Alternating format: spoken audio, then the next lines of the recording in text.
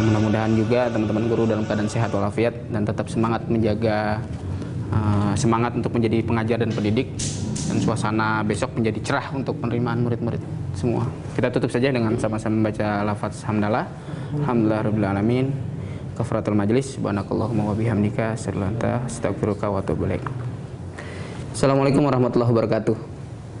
Pemirsa Al-Fatih TV, hari ini profesi menjadi guru adalah profesi yang sangat membahagiakan bagi semua orang, karena di dalamnya ada sebuah peran penting dari seorang guru untuk melahirkan generasi-generasi yang terbaik, generasi-generasi penerus yang memang didambakan oleh umat, negara, dan siapapun, bahkan orang tua. Namun belakangan ini, perilaku-perilaku yang lahir dari pendidikan itu sendiri, penyebab utamanya salah satunya adalah guru itu sendiri. Ingin tahu lebih dalam bagaimana guru menjadi teladan dalam acara Guruku Teladanku? Seperti apa Guruku Teladanku itu? Mari kita lihat sama-sama materi berikut ini. Assalamualaikum warahmatullahi wabarakatuh. Alhamdulillah, wassalatu wassalamu ala rasulillah wa alihi wa sahbihi wa ba'd. Guru ketika bertugas menyampaikan ilmu dan berharap melahirkan generasi yang luar biasa dari sisi ilmu, ada hal yang tidak boleh terlewatkan sebelum ilmu. Dan para ulama hampir sepakat mengatakan bahwa al-adab qabla al-ilm, bahwa adab itu sebelum ilmu. Adab adalah akhlak sebelum ilmu. Itu artinya bahwa seorang murid harus belajar adab sebelum ilmu. Seorang guru harus memiliki adab sebelum menyampaikan ilmu. Dan bahkan seorang murid belajar dari gurunya adab sebelum belajar ilmunya. Mengapa? Karena Allah Subhanahu wa Ta'ala sudah mengingatkan dalam surat Al-Jumu'ah, "Matsalul ladzina hummilut Taurata tsumma lam yahmiluha kamatsalil himari yahmilu asfara. Bi'sa matsalul qaumil ladzina kadzdzabu biayatillah wallahu la yahdil qaumadz dzalimin."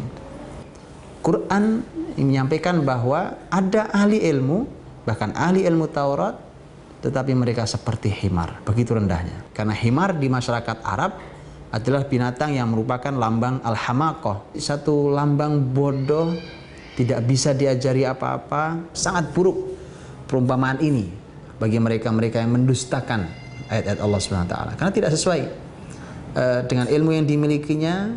Antara ilmu yang dimilikinya dengan adab keseharian bisa dilihat. Itu pula yang bisa kita lihat dalam surat Al-Baqarah 75. Allah berfirman, "Afatatma'una yu'minu lakum wa qad kana fariqum minhum yasma'una kalam Allah thumma yuharrifunahu min ba'di ma aqaluhu wa hum ya'lamun." Apakah kalian begitu ingin mereka beriman, padahal sebagian dari mereka dulu mendengarkan kalamullah, mendengarkan ilmu, langsung ilmu Allah Subhanahu wa Ta'ala, ilmu tertinggi di muka bumi ini. Tsumma yuharrifuna, tapi mereka merubahnya, mereka merusaknya, mengubah-ubah kalamullah itu. Min ba'di ma aqalu, setelah mereka memahami ilmu itu. Dari sinilah maka akhlak keteladanan seorang guru adalah sesuatu yang bukan merupakan pilihan, tapi dia adalah sebuah keharusan. Seorang guru sekaligus adalah seorang yang menjadi keteladanan bagi siapapun anak didiknya. Lanjutannya, lillahi ta'ala.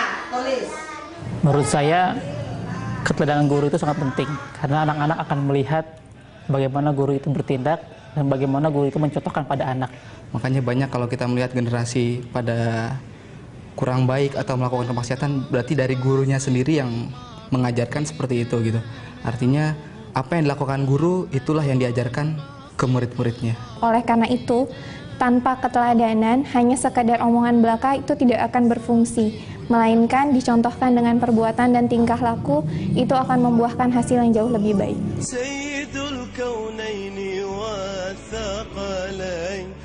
Keteladanan itu ternyata memiliki banyak sekali keistimewaan. Keteladanan itu sesuatu yang dipelajari oleh murid sadar atau tidak sadar sebelum dia mempelajari ilmunya. saya ingin bacakan beberapa kalimat para ulama yang menunjukkan bahwa adab akhlak itu sangat luar biasa.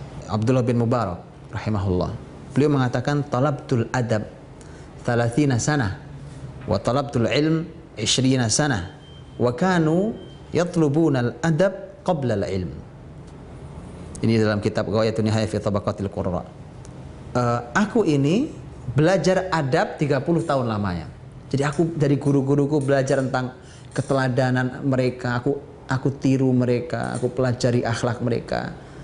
30 tahun lamanya aku belajar itu. Dan aku belajar ilmu 20 tahun. Jadi lebih sedikit. Jadi ternyata belajar ilmu itu sebenarnya tidak rumit dibandingkan seseorang belajar keteladanan gurunya. Imam Ibnu Jauzi dalam Sifatus Safwah juga menyampaikan pernyataan Abdullah bin Mubarak yang lainnya. Kadal adab yakun thulutsail ilm. Adab itu 2/3 ilmu. 2/3 ilmu. Jadi artinya kalau seseorang ingin mendapatkan ilmu yang bermanfaat, ilmu yang banyak dan melimpah, maka belajar adab sebelum belajar ilmu. Nah, ini PR besar guru. Bagaimana sekarang anak-anak kita harapkan memiliki ilmu yang melimpah? Bagaimana kita harapkan bahwa ilmu itu bermanfaat bagi kehidupan dia? Sementara guru tidak mencontohkan yang baik, tidak bisa diteladani, maka itu artinya kalau guru tidak bisa diteladani, 2/3 ilmu hilang.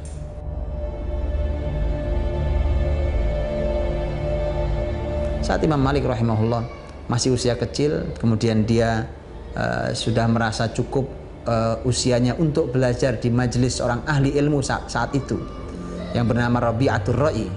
Ini orang sangat cerdas hingga dia disebut sebagai Rabi'atul Ra'i. Rabi'atul Ra'i itu adalah sebuah sebutan yang artinya adalah logika musim semi. Jadi saking cerdas, ini adalah guru besarnya Imam Malik.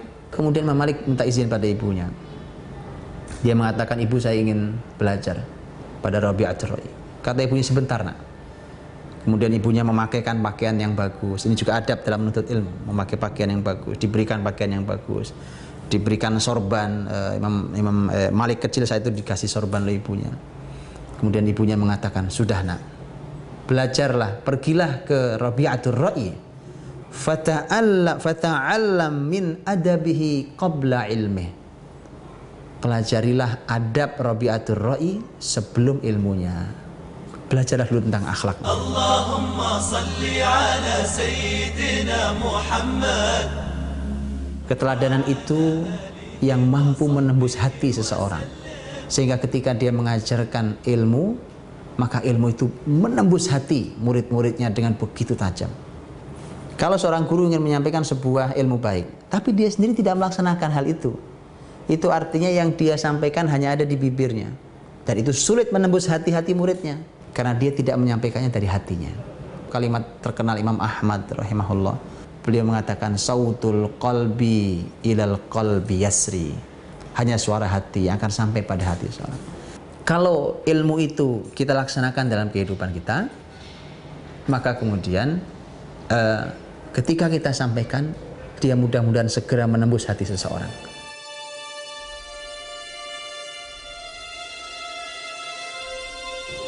Imam Syafi'i rahimahullah suatu hari menemui Harun Ar-Rasyid. Kemudian Imam Syafi'i dipersilahkan untuk duduk. Di sampingnya ada Abu Abdis Samad, guru dari anak-anaknya Harun Ar-Rasyid, sang khalifah. Begitu duduk dengan guru dari anak-anak Harun Ar-Rasyid, Sirajul Khadim berkata pada Imam Syafi'i, wahai Amirul Mukminin, ini anak-anak khalifah Harun Ar-Rasyid dan ini adalah guru mereka. Alangkah baiknya kalau Anda memberikan nasihat bagi gurunya. Lihat kalimat Imam Syafi'i rahimahullah, sungguh sangat luar biasa. Dan ini pelajaran, dan ini juga sekaligus jawaban mengapa hari ini ilmu hilang, mengapa generasi kita tidak istimewa dari sisi moral, akhlak, adab. Ternyata sumber utamanya adalah gurunya. Kata Imam Syafi'i, liyakun awwal ma tabda'u bihi min islahi auladi amiril mu'minin huwa islahu nafsik. Jadikanlah permulaan perbaikan untuk anak-anak Amirul Mukminin adalah dengan memperbaiki dirimu sendiri. Apa alasannya? Fa inna a'yunahum ma'qudah bi'ainaik. Karena mata mereka, mata murid-muridmu ini, itu akan terikat dengan kedua matamu. Apa yang dipandang oleh guru, apa yang disaksikan guru akan disaksikan juga oleh anak-anak. Fal hasan indahum ma tuhsinuhu wal qabih indahum ma tatrukuhu. Yang baik menurut mereka adalah yang kamu anggap baik. Yang buruk menurut mereka adalah apa yang kamu tinggalkan. Jadi kadang-kadang tidak perlu ayat, tidak perlu hadis. Guru itu asal tidak melakukan sesuatu menurut murid ini berarti salah. Atau ketika gurunya menganggap ini baik, muridnya menganggap itu baik karena kata bapak ibu guru baik.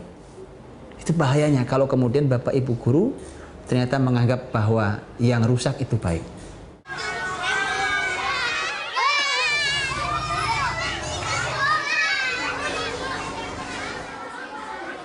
Setiap orang tentu mempunyai idola, dan tiap-tiap idola tersebut menjadi satu bagian terpenting dari perjalanan hidup seseorang.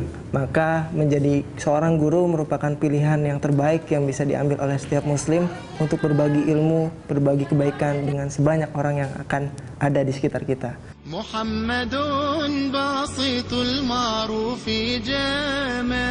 Rasulullah Shallallahu Alaihi Wasallam jelas merupakan keteladanan puncak sebagai seorang guru besar bagi seluruh manusia. Allah berfirman dalam surat Ali Imran, "Fabima rahmatin minallahi linta lahum walau kunta faddan ghalidhal qalbi lan faddu min hawlik fa'fu anhum wastaghfir lahum wasyawirhum fil amr fa idza azamta fatawakkal 'ala Allah." Jadi Nabi SAW dipuji Allah karena rahmat Allah kau menjadi lembut sekali hatimu. Kalau kamu keras hati maka mereka akan lari dari sekelilingmu. Kemudian Allah SWT memerintahkan fa'fu anhum, maafkan mereka. Kalau guru masyarakat, maafkan anak didikmu. Mohonkan ampun bagi mereka, musyawarahkan seluruh urusan mereka. Kalau sudah punya tekad, maka tawakallah pada Allah Subhanahu wa taala. Ini akhlak keteladanan. Dan keteladanan itu akan menghindarkan kita dari lahirnya himar dalam pendidikan kita. Lahirnya keledai dalam pendidikan kita. Karena dengan keteladanan itulah maka kemudian ilmu yang diajarkan akan sesuai dengan moral gurunya, dan dengan itu mudah-mudahan di murid-murid pun akan hadir ilmu yang bermanfaat dan sesuai dengan amalnya. Wallahu a'lam bishawab. Pemirsa Al-Fatih TV, bagaimana materi yang sudah dipaparkan tentang guruku teladanku? Tetap terus melihat dan menyaksikan dalam program-program Al-Fatih TV. Demikian dalam acara ini. Assalamualaikum warahmatullahi wabarakatuh.